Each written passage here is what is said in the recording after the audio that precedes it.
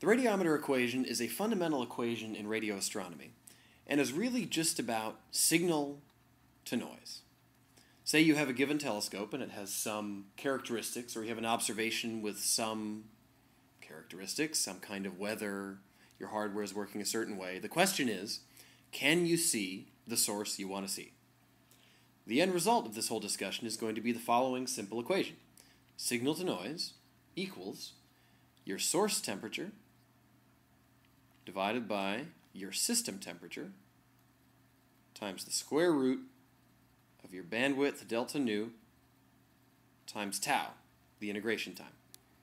Let's go write this down once. Delta nu is your bandwidth, and that can be in kilohertz or megahertz or gigahertz, whatever. And tau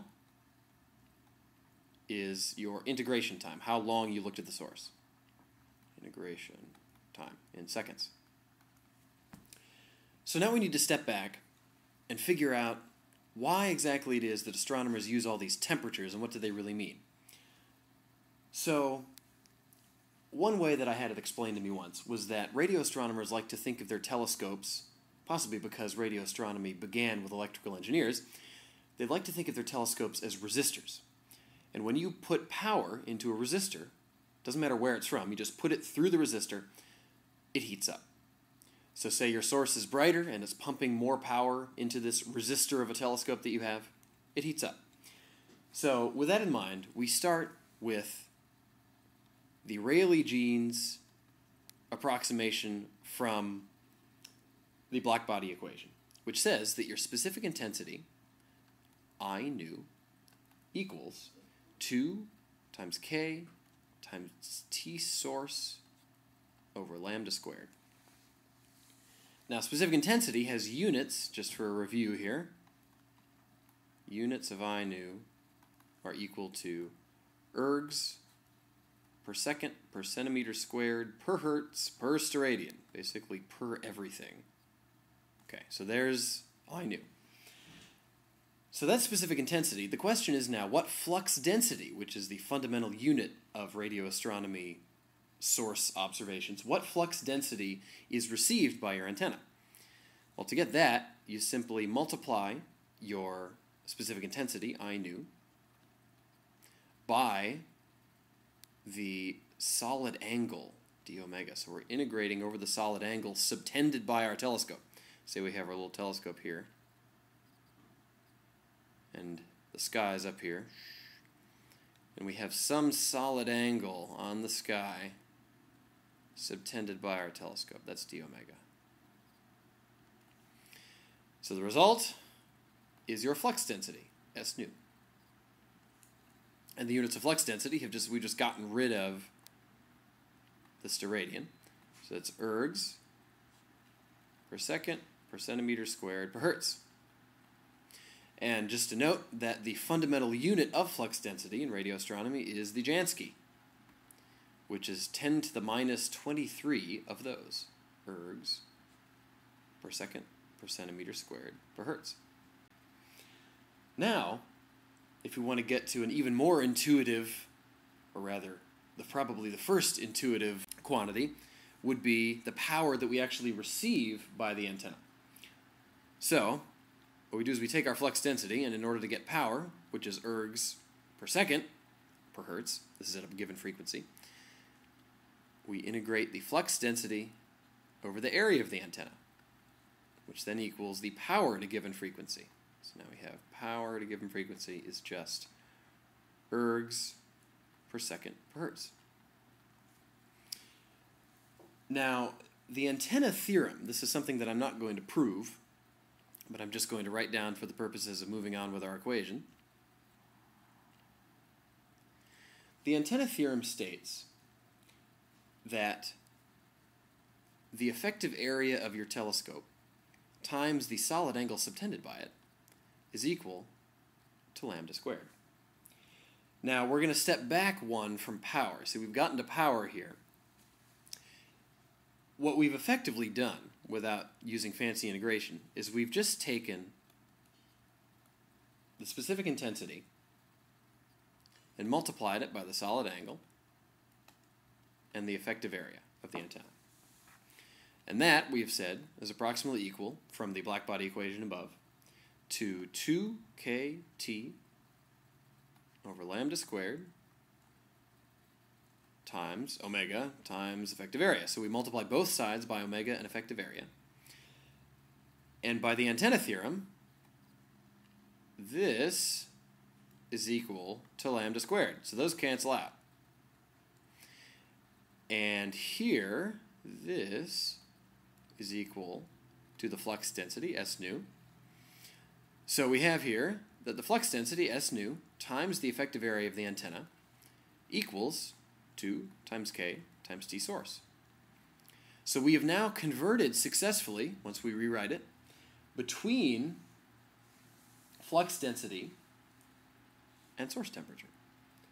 So we have here that T source equals the effective area over 2k times the flux density. This quantity right here is known as the forward gain of an antenna. Forward gain. And is a property of a given antenna and has units of Kelvin per Jansky or Janskys per Kelvin, depending on how you flip it. Now we're going to talk about T-sys. T-sys is the system temperature, which we can say comprises two main components, T-sky and T-receiver. The sky temperature is noise generated by all things above your antenna that you don't want to be detecting. This depends somewhat on your waveband, but say in the millimeter waveband you have the temperature of the atmosphere, that is the water vapor in the atmosphere emitting radiation, which you then detect. If you're in different wavebands, you might have galactic or extragalactic foregrounds, backgrounds, background sources, T background source, any number of things. Everything that's above your antenna that you don't want to detect is T-sky. T-receiver is the thermal or Johnson noise of the electrical components in your receiver.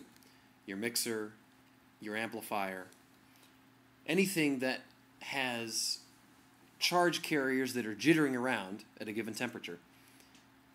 Those are parts of your thermal noise. This is from electrical components. In millimeter astronomy, for example, we attempt to cool all of our components that generate this noise to as low a temperature as possible, preferably 3 or 4 Kelvin, to reduce this quantity of noise. So typically, T source is less than T sys. So the only way that you can see it is if you beat down the noise. Now the noise we're going to call TRMS. That is the RMS fluctuations in the system temperature, which is the system temperature itself. This is a fundamental property of the system, divided by the square root of the number of data points. Now when you have a telescope, the number of data points is equal to your bandwidth times your integration time, which you will not be surprised to see is delta nu times tau. So we finally arrive at the equation that I just reproduced above yet again. The signal to noise is equal to your signal, which is your source temperature, divided by TRMS, which is the noise, which is your source temperature, divided by your system temperature over delta nu tau, which equals, finally, T source over T sys times your bandwidth times your integration time. So two final notes after we celebrate that we arrived at the basic radiometer equation.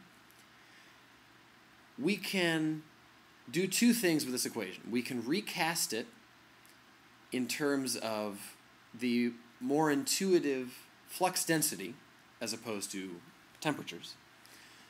And we can also expand it, or rather extend it, to interferometers.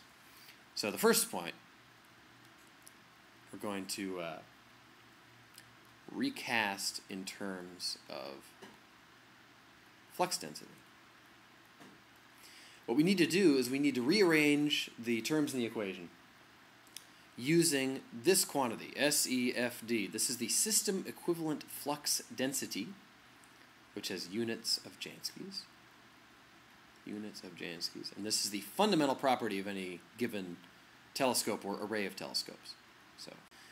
And when we use this equation, we can recast this equation here, the above equation, as the RMS flux density variations, as opposed to the RMS system temperature variations, equals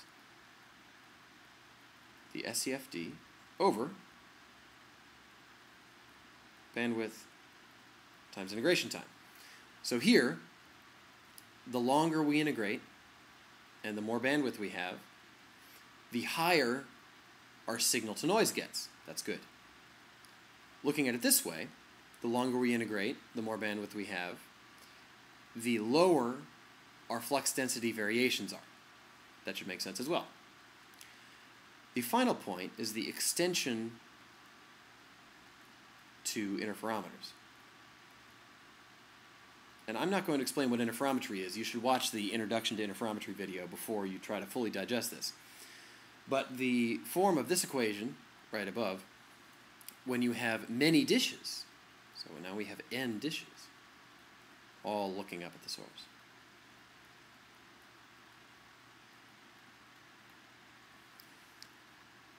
We have that the RMS flux density variations are equal to the SEFD divided by the square root of the number of baselines, that is the number of pairs of antennas, which is n times n minus 1 over 2 when you have n dishes, times your integration time, times twice your bandwidth. And the reason we have this factor of 2 here is because when you're measuring interferometrically, you measure both the amplitude of the signal and the phase of the signal. Or another way to think about it is that you have two dishes engaging in this interferometric measurement. So two separate dishes. So your number of data points increases by a factor of 2 there. Those factors of 2 cancel themselves out, and you get that the RMS flux density variations are the SEFD divided by the square root of n times n minus 1 times your integration time times your bandwidth.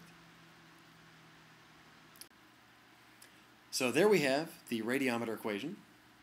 I hope that I've successfully convinced you that it really is all about signal to noise, and that I've successfully explained the various components of the equation, and have convinced you that the more dishes you have, the longer you integrate, and the bigger your bandwidth is, the better you're going to do.